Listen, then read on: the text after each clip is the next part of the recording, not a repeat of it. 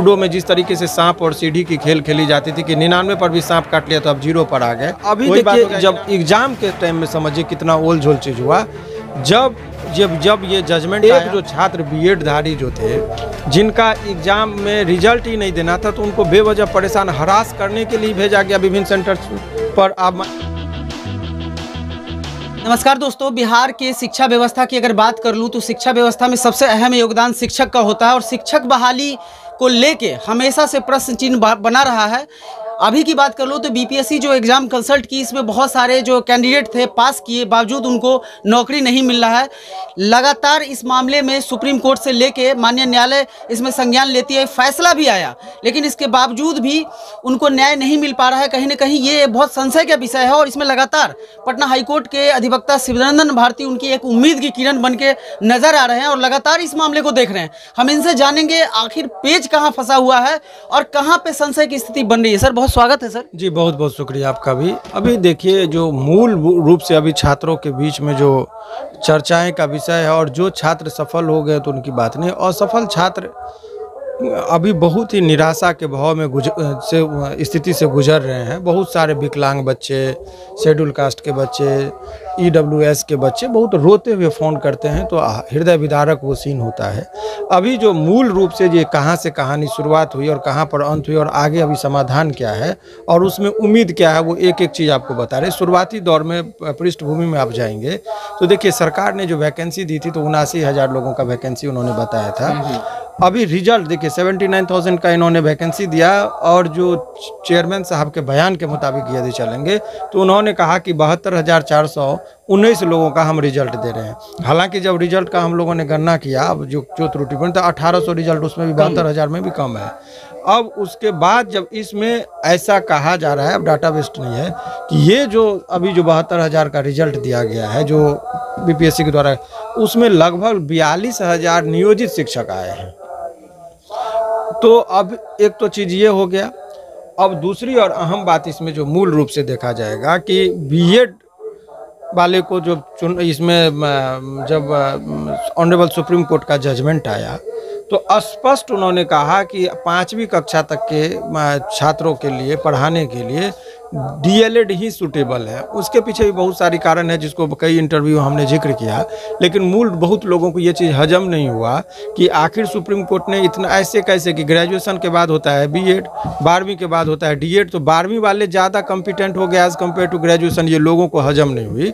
इस पर एक मैंने इंटरव्यू भी दिया था, लेकिन मूल रूप से जो जस्टिफिकेशन इसका ये है कि जो बच्चे को जो पढ़ाने की शैली होती है वो मनोवैज्ञानिक तरीके से पढ़ाया जाता है, उस बच्चे को नृत्य शैली से पढ़ाया जाता है। तो वो जो है सो डीएलएड के ही सिलेबस में है कि 5वीं कक्षा तक के छात्रों को आप कैसे पढ़ाएंगे। एक उदाहरण के तौर पर समझिए कि प्रोफेसर साहब पीएचडी किए हुए होते हैं, उनको कहिएगा नर्सरी क्लास के बच्चे को पढ़ाने के लिए सर पे हाथ लेके बैठ जाएंगे, क्योंकि उनको जो मैच्योर पर्सन है उनको पढ़ाने का उनका शैली होता है।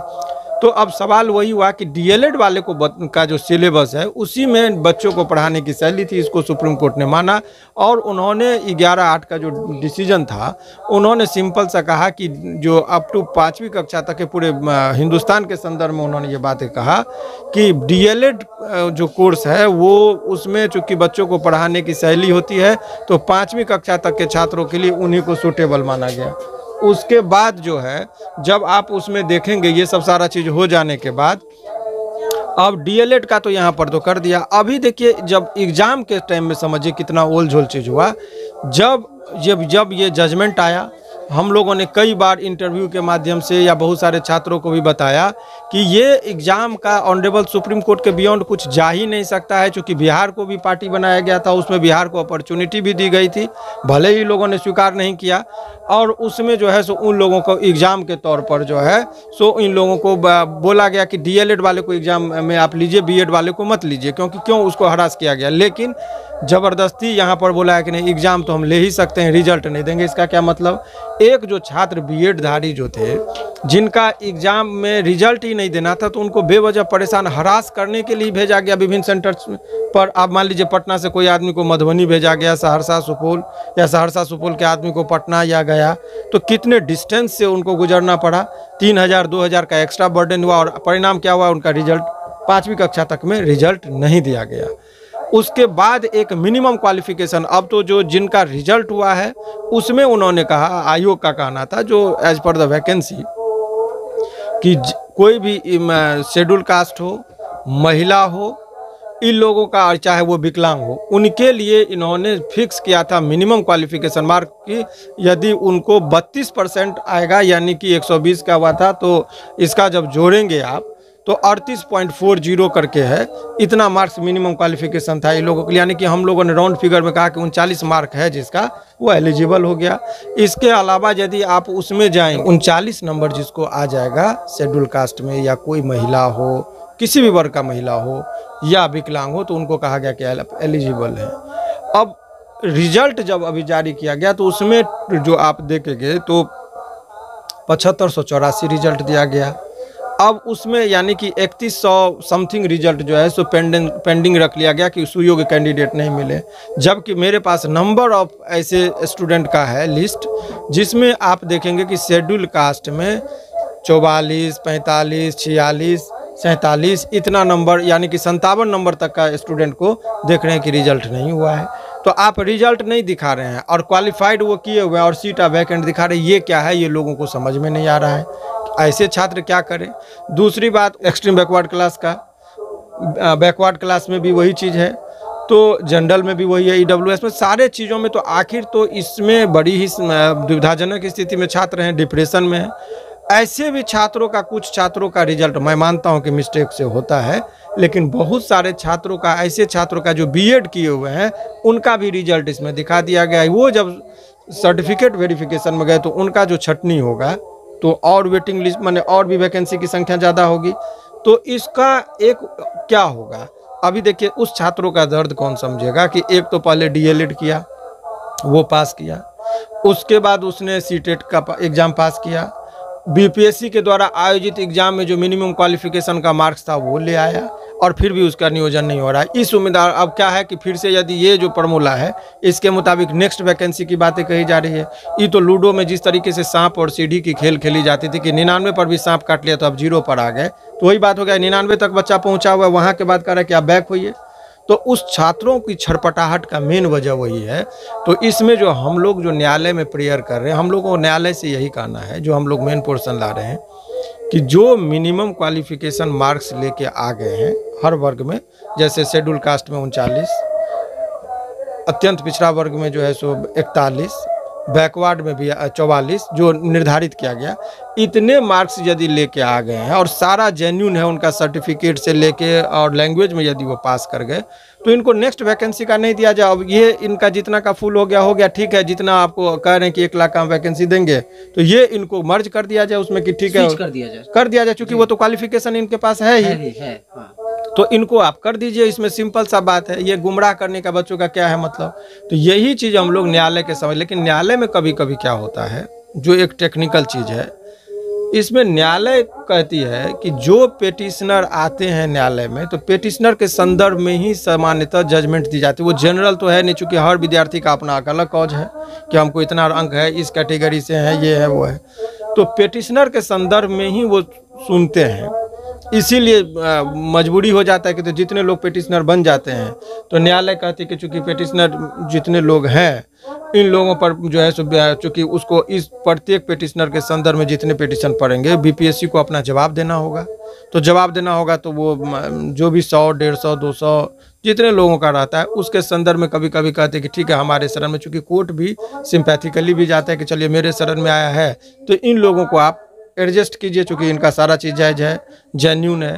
तो यही मूल रूप से जो है, और यही वजह है कि आप जो देख रहे हैं ये विभिन्न तरह का छोटा छोटा, ये जो फाइल में आपको जो देख रहे हैं, फाइल पूरा सर, मतलब ये तो हमारा पेटिशन का है। एक उदाहरण दे रहे हैं कि विभिन्न छोटा छोटा हम स्मॉल करके ये जा रहे हैं। इतने लोगों की देखिए, ये हताशा और निराशा का ही परिचय है कि एक इतने बच्चे एक फाइल में जो आप देख रहे हैं, पूरा अंबार जो लगा हुआ है जिसमें हम पेटिशन तैयार कर रहे हैं। अब ये एक सेट है, ये जो आप देख रहे हैं ये एक सेट है, ये 2 सेट, माने इसी तरीके से कितने, और ये पूरा फाइल ही भरा हुआ है।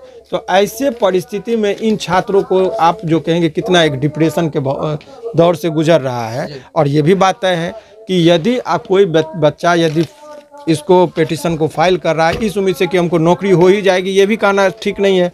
न्यायालय में तो बहुत सारी चीज़ें संभावनाओं पर निर्भर करती है, किस परिस्थिति पर निर्भर करती है, लेकिन विकल्प भी नहीं है छात्रों के पास। किसके पास जाए, वो तो किसके कानून का ही पास सहारा जाए? लेगा ना तो सर। अंतिम विकल्प जब न्याय के सारे रास्ते बंद हो जाते हैं तो लोग न्यायपालिका की ओर बड़े ही उम्मीद के साथ देखते हैं।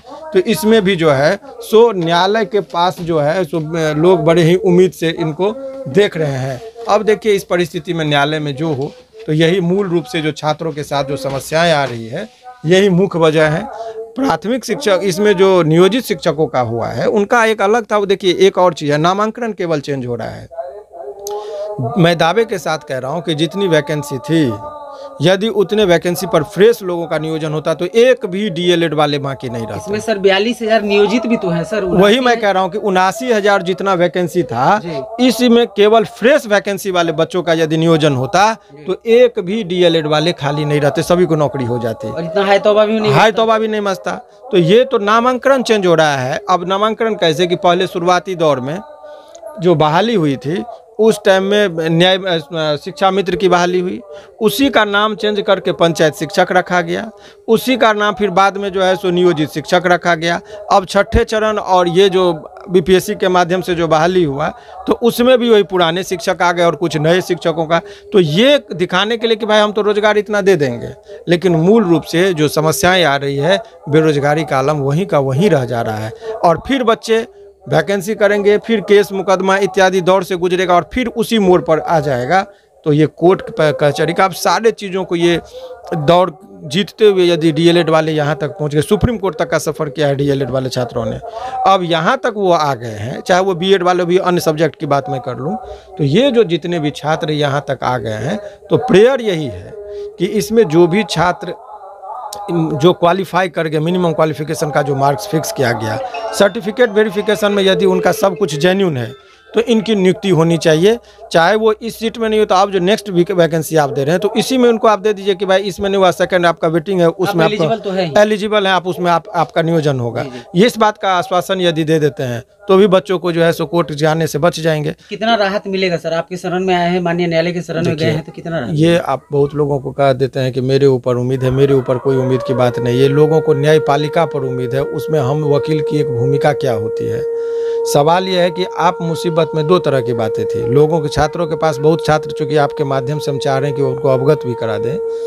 छात्र ये कहते हैं कि सर इसमें नौकरी का क्या संभावना है। तो एक चीज़ जान लीजिए, जिस तरीके से कोरोना बीमारी हुआ तो कोरोना बीमारी में जो है सो इसका इलाज नहीं था, फिर भी तो लोग अस्पताल ही गया। ठीक उसी तरीके से ये जो आपको लग रहा है कि अभी जो परिस्थिति हुई है, नौकरी आपको हुआ नहीं, तो एक विकल्प के तौर पर क्या है, या तो आप घर बैठिए या एक हाई कोर्ट में आप एक अपनी याचना करिए कि माननीय न्यायालय क्या पता आप पर आपके गुहार को सुनते हुए कुछ यदि उसमें उनको लगेगा कि हम राहत बच्चों को पहुँचाएँ और सिंपैथी ग्राउंड हो या जेन्युइन ग्राउंड हो, तो न्यायालय को यदि लगेगा तो न्यायालय के भी, और कई मुकदमे में तो न्यायालय से लोगों को हुआ है। लेकिन ये कह देना केस से पहले ही कि इसमें जो है सो हो ही जाएगा, ये कहना अतिशयोक्ति है। न्यायालय के शरण में जाएंगे, मामला क्या होगा पेंडिंग। लेकिन जितने मेरिट हैं इस केस में, मेरिट पर मुझे लग रहा है कि जो भी छात्र पिटीशन फाइल करेंगे उन, और वो क्वालिफाई हैं, यदि वो मिनिमम मार्क्स को यदि अटेन उन्होंने किया है, तो इन लोगों को बहुत प्रबल संभावना है कि नौकरी उन लोगों को मिलेगी। सिमरन सर ने सीधे कहा कि छात्रों के हित में जो भी काम होगा वो हम करेंगे। बहरहाल पिटीशनर के ऊपर भी डिपेंड करता है और किस तरीके से न्यायालय इस चीज़ को संज्ञान में गई है, तो इस चीज़ को क्या रिजल्ट फ्लो होता है ये आने वाला वक्त बताएगा। लेकिन छात्रों को हताश और निराश होने की ज़रूरत नहीं है, क्योंकि इस पर सिस्टम लगा हुआ है, न्यायालय बीच में संज्ञान में ली है बात को, तो कुछ पॉजिटिव ही हम लोग सोचें और करें, देखें, और हतोत्साहित होकर कोई भी स्टेप न लें। इसी विचार के साथ मैं आपसे विदा चाहूँगा।